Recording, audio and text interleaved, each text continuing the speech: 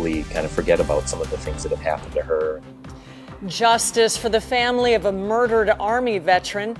Dalen Ware has now admitted to killing his ex-wife, Julia Jacobson. Good evening. I'm Kimberly Hunt. And I'm Ariel Wessler, in for Steve Atkinson. 10 News reporter Rachel Bianco is live in University Heights, where Julia used to live. And Rachel, this plea deal spares him from facing the death penalty.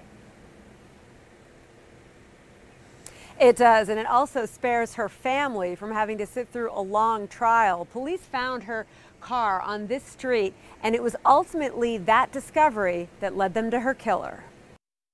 Nearly a year after Julia Jacobson disappeared with her dog Boogie, her family finally has a measure of peace. It's always going to be out there down the road that he could have potentially get out, and we're going to have to deal with this again. But overall, we don't have a long, drawn-out trial. Dalen Ware pleaded guilty to second-degree murder. That takes the death penalty off the table and makes him eligible for parole after 15 years.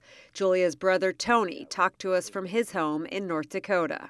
We want him to know how much he's taken from us, and how important Julie was to us, and that his one act of violence impacts a lot more than just the one life he thinks that he took. The question the family may never have answered is how and why Julia was killed.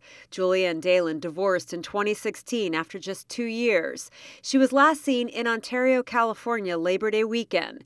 Police found her car days later near her apartment in University Heights. Police say Dalen eventually told them Julia's body and that of her little dog were buried in a shallow grave in Cactus City. The outpouring of support and all the people that she touched that we would have never met in our lives, ever since this happened, it's been eye-opening for us. Julia touched people around the world. She retired as an Army captain. She did 2 tours of duty in Iraq. I think I really want them to remember how good she was in her community and just how lighthearted and fun-loving she was. Julia would have turned 38 last week. Her family plans to be at the sentencing on October 15th. Reporting live in University Heights, Rachel Bianco, 10 News.